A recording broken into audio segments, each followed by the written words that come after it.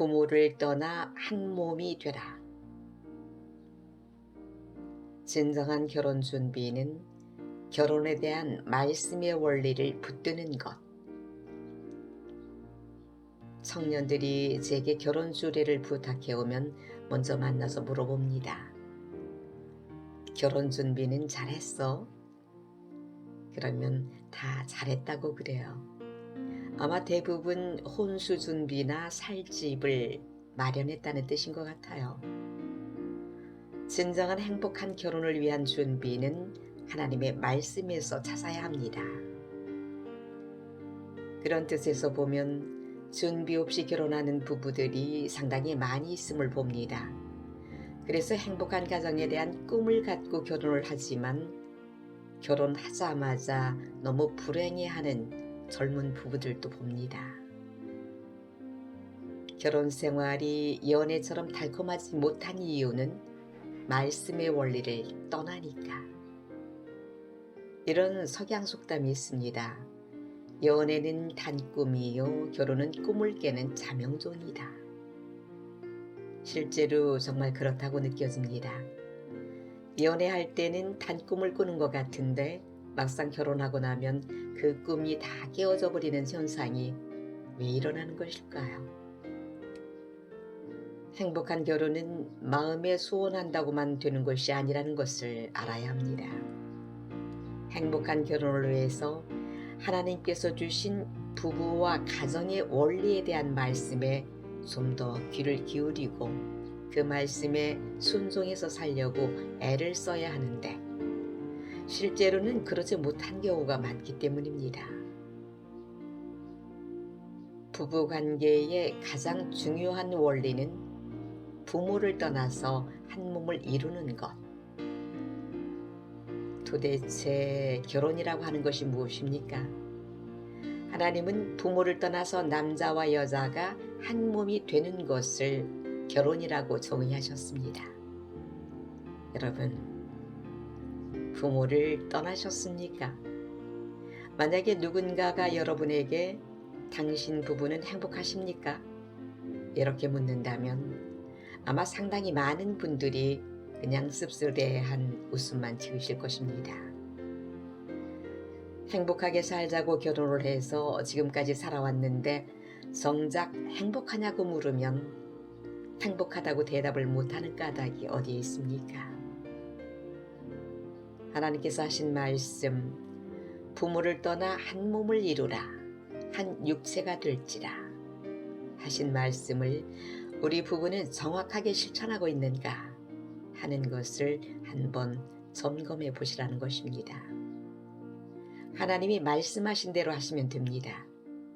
그러면 정말 행복한 부부가 됩니다. 부모로부터 떠남이 분명해야 합니다. 부모로부터 떠나라는 말은 부모를 버리라든지 부모님에게 불효를 하라는 뜻이 아닙니다. 부부가 한 몸이 되어야 하기 때문에 부모로부터 떠나야 한다는 것입니다. 부모로부터 제대로 떠나지 못했기 때문에 부부가 한 몸이 되지 않는 것입니다. 행복한 부부가 되는 첫 번째 원리. 가족학자 주디스 윌러스타인이 결혼한 지 10년 이상 된 행복한 부부 50상을 뽑아서 면담을 한 결과 행복한 부부가 된 원인 중 첫 번째가 부부가 자신의 부모로부터 분리되는 것을 꼽았답니다. 부모로부터 떠나는 것이 그렇게 중요하다는 것입니다. 2005년도에 한 신용카드 회사에서 30, 40대 부부를 대상으로 이혼을 생각해 보았느냐, 왜 이혼을 생각하느냐 그 이유를 조사해 봤더니 시댁 때문에 26.7%, 또 처가 때문에 25.5%가 나왔답니다. 많은 부부가 본인들 사이도 문제가 있지만 부모 가족들 때문에 어려움을 겪고 있다는 뜻입니다. 부부가 서로의 배우자에게 고맙다고 생각하는 비율도 시댁에게 잘할 때, 처가에 관심을 가져줄 때가 많습니다. 실제로 부모와 가족들이 부부 생활에 좋은 영향을 주기보다는 아주 어렵게 만들 수 있습니다. 결혼을 했지만 부모나 가족의 영향력에서 벗어나지 못했기 때문입니다. 이것을 모른 채 평생을 사는 사람도 많습니다. 여러분, 배우자와 내가 하나가 되지 못한다고 혹시 느끼시는 분이 있습니까? 결혼해서 지금 살고 있지만 내 배우자와 하나라는 느낌은 안 든다. 그런 생각을 하고 있으신 분이 있다면 대부분 여러분 자신이나 배우자가 부모님으로부터 온전히 떠나지 못했기 때문에 빚어지는 일입니다. 효도하는 것 중요합니다. 효도하지 말라는 것은 아닙니다. 그런데 먼저 부부가 하나가 되고 그리고 효도를 해야 한다는 것입니다. 부부가 하나가 되지 못한 상태에서 효도부터 먼저 내세우면 부부가 하나 되는 일은 점점 더 어려워지고 그 결과 부부가 갈라지면 나중에는 효도도 제대로 안 된다는 것입니다. 부모님들도 꼭 이해하셔야 돼요. 자녀가 잘해주기만 기대하지 말고 자녀들이 하나가 돼서 잘해주기를 기대해야 합니다. 부모보다 배우자가 우선이다. 어떤 남편 아내는 이런 말을 합니다. 자기 배우자가 자기 부모와 가족들을 이해하지 못하고 받아들이지 못한다고 괴로워하는 분들이 있습니다. 그런데 이것은 남편, 아내 본인이 아직 부모를 떠나지 못하고 있다는 증거입니다. 내가 부모로부터 완전히 떠났는지 아닌지는 자신의 가족 문화를 배우자의 눈으로 볼 수 있느냐 없느냐를 보면 알 수 있습니다. 즉 자기 가족보다 배우자에게 우선순위를 두고 배려하는 것이지요. 내 남편은 내 친정을 어떻게 볼까? 내 아내는 내 부모님과 우리 집안을 어떻게 볼까? 그것이 이해가 되고 그렇게 보여지게 되면 이제 부부는 하나가 된 것입니다. 정말 부모로부터 떠난 것이에요. 부모를 떠난다는 것은 결혼하기 전에 받았던 마음의 상처를 깨끗하게 치유받아야 한다는 말이기도 합니다. 우리는 알게 모르게 어릴 때 부모와 가족으로부터 마음의 상처를 받고 삽니다. 그렇게 우리가 성장을 했어요. 우리 마음속을 들여다보면 어릴 때 부모님으로부터 받은 상처가 있어요. 이것을 마음의 쓴 뿌리라고 합니다. 두 번째 팁입니다. 그런데 이것을 치유받고 결혼을 해야 하는 것입니다. 만약에 그렇지 못하면 상처는 부모로부터 받았는데 내 남편이나 아내를 괴롭게 합니다. 그래서 하나님께서 결혼을 할 때 부모를 떠나라고 하는 말은 내 마음속에 어릴 때 받았던 상처를 깨끗하게 치유받고 배우자와 온전한 하나가 되라는 뜻이기도 합니다. 아버지의 이미지를 남편에게 투사하면 안 돼. 2004년 북경 코스타를 갔을 때 한 자매와 상담을 했습니다. 성령님께서 아버지에게 사랑한다고 말하라고 지시하시는데 자기는 정말 그렇게 하기 싫다는 것입니다. 왜냐하면 어릴 때 아버지의 외도 때문에 자기 마음에 큰 상처를 받았던 적이 있었습니다. 그래서 어머니가 말할 수 없이 고통을 당하는 모습도 곁에서 보면서 딸로 아버지에게 배신감도 느끼고 아주 큰 어려움을 겪었다는 거예요. 그 다음부터 아버지에게 마음을 닫아버렸어요. 그 아버지를 거의 잊고 지내고 있는데 새삼스럽게 헤어진 아버지를 만나서 제가 아빠를 미워한 것을 용서해달라, 사랑한다고 말하는 것은 정말 싫은데 아버지에게 꼭 그렇게 해야 하느냐는 거예요. 도무지 싫다는 것입니다.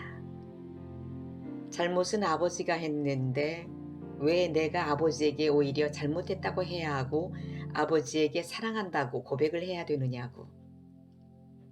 눈물을 글썽거리면서 꼭 그렇게 해야 되느냐고 묻는 것입니다. 그런데 상담을 하면서 성령님께서 제게 깨닫게 하시는 것이 있었습니다. 제가 그 자매에게 이렇게 권면했습니다.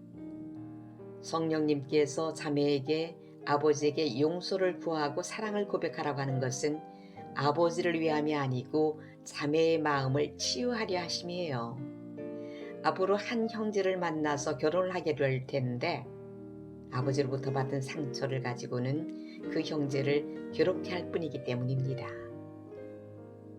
자매가 어릴 때 아버지로부터 받았던 상처를 그냥 가지고 결혼을 하면 남편에 대한 의심, 남자에 대한 불신을 가지게 돼서 자매를 사랑하는 그 형제는 결혼 생활이 그것보다 더한 지옥이 없을 것입니다.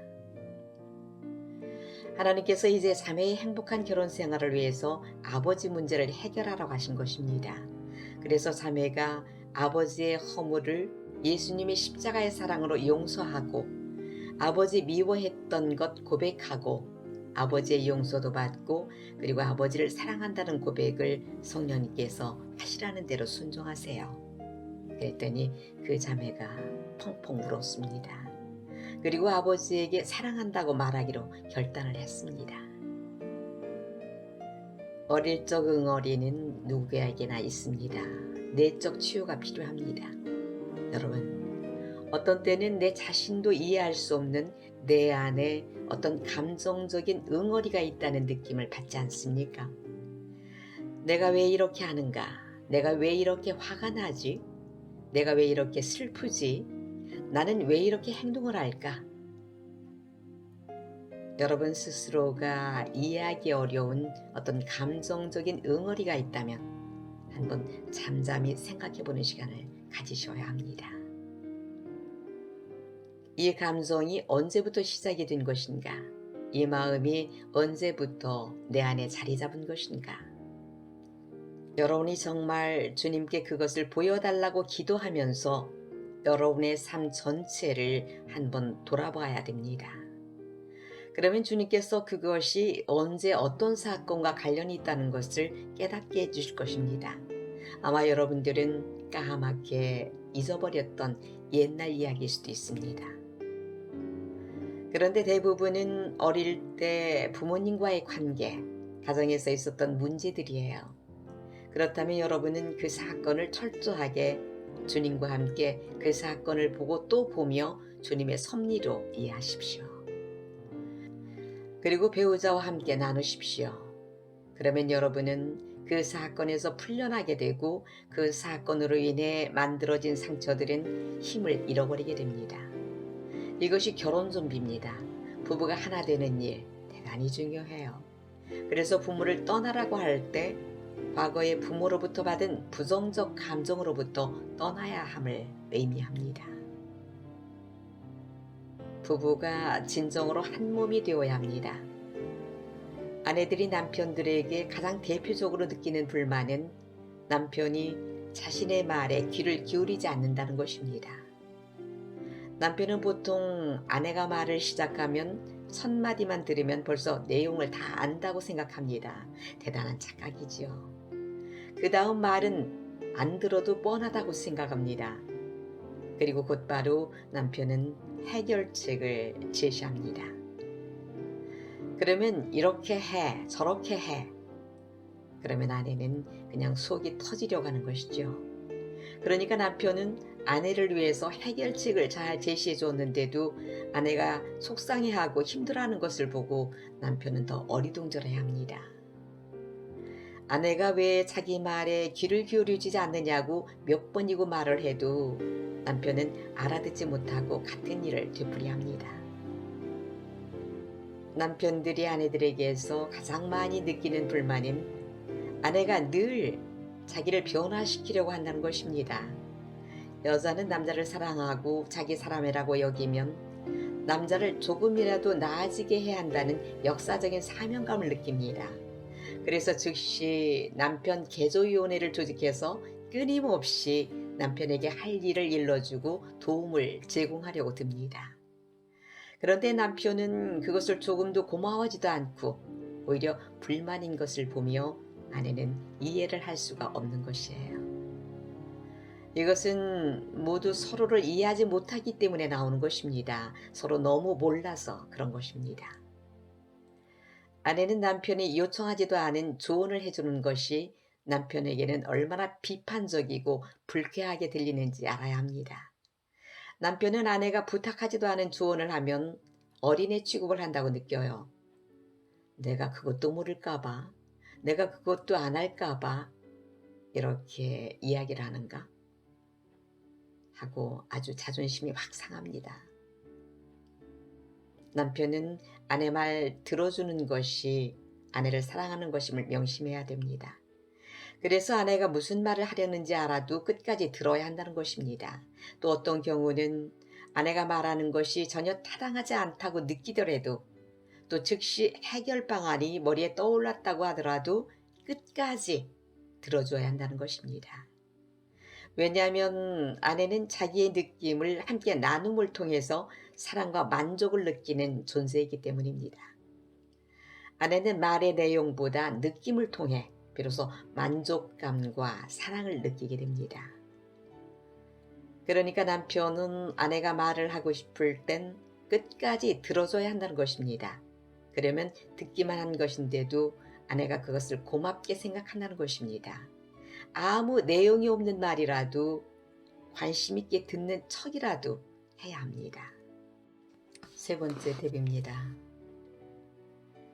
믿음으로 한 몸 되는 원리. 말씀의 진리를 믿을 때 한 몸 된다.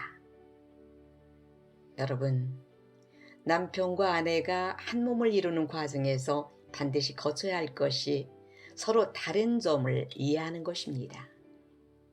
부부는 이렇게 상대방을 충분히 이해하는 과정을 통해 한 몸이 되어 갑니다. 그러나 진짜 부부가 하나가 되려면 무엇보다 믿음을 사용해야 합니다. 하나님의 말씀에 남자와 여자가 결혼을 했으면 부부가 한 몸이다 그랬다면 그 진리가 결론이 되게 해야 합니다. 이제부터 배우자를 자신과 한 몸으로 받아들여야 합니다. 많은 부부가 한 몸이라고 믿어지지 않는 이유가 그렇게 느껴지지 않기 때문이라고 말을 합니다. 어떻게 우리가 한 몸이라고 생각할 수 있습니까? 전혀 그렇게 느껴지지 않는데. 여러분, 느껴지고 난 다음에 믿어지려면 세상에 하나님이 이루신 일들을 대부분 수긍할 수가 없습니다. 하나님께서 우리에게 주신 것은 전부 믿고 난 다음에 경험하는 것들이에요. 여러분, 예수님이 여러분의 죄를 다 짊어지시고 십자가에서 죽으셔서 여러분의 죄사함을 받았다는 이 복음을 먼저 느끼고 난 다음에 믿으셨나요? 복음의 말씀을 먼저 믿고 그 다음에 속죄에 대한 확신을 갖게 된 것입니다. 여러분이 예수님과 함께 죽고 여러분이 예수님의 생명으로 사시는 것은 그렇게 느껴지기 때문에 믿으려면 평생 믿어지지 않습니다.